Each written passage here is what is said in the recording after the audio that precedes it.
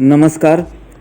सोलापूर, पुणे, अहिल्यानगर जिल्ह्याची वरदायिनी ठरलेले व सोलापूर जिल्ह्यात असलेले उजनी धरण यंदा वजा पातळी ओलांडून अधिक पातळीकडे वेगानं प्रवास करत असतानाच पुणे परिसरातील व घाटमाता परिसरातील पाऊस कमी झाल्यामुळे उजनी धरणात येणारी आवक ही जरी मंदावलेली असली तरी उजनी धरणामध्ये पाणीसाठा बऱ्यापैकी निर्माण झाला आहे.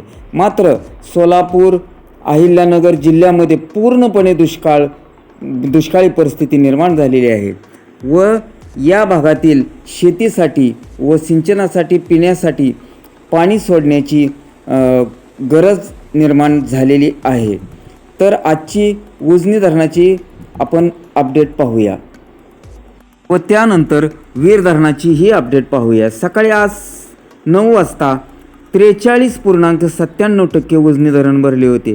येणारी आवक ही 19,495 क्युसेक्स होती.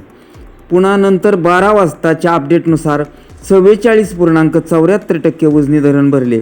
मात्र आवक पुन्हा आणखीन कमी झाली, 17,067 क्युसेक्स झाली. त्यानंतर उजनी धरणात येणारी आवक ही दुपारी 3 वाजता 15,084 क्युसेक्स झाली. मात्र उजनी धरणाने 45% पार केले व 45% व 52 टक्केवारी 45.52% झाली.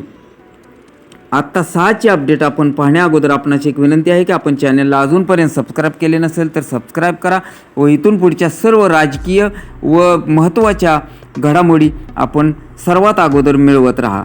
तर 6च्या अपडेटनुसार उजनी धरणामध्ये येणारी आवक ही 14,062 क्युसेक्स असून उजनी धरणाची आत्ताची टक्केवारी ही 45% व 45.87% झालेली आहे. अशातच उजनी धरणातून कॅनेलमध्ये पाणी सोडण्याची सर्व स्तरातून मागणी होत आहे. तर वीर धरणामधून जो काल 1100 क्युसेक्सचा नीरा नदीपात्रामध्ये विसर्ग सोडण्यात येत होता त्यामध्ये मोठ्या प्रमाणात वाढ करून आज दुपारी 12 वाजल्यापासून 5,737 क्युसेक्स इतका विसर्ग सुरू करण्यात आलेला आहे.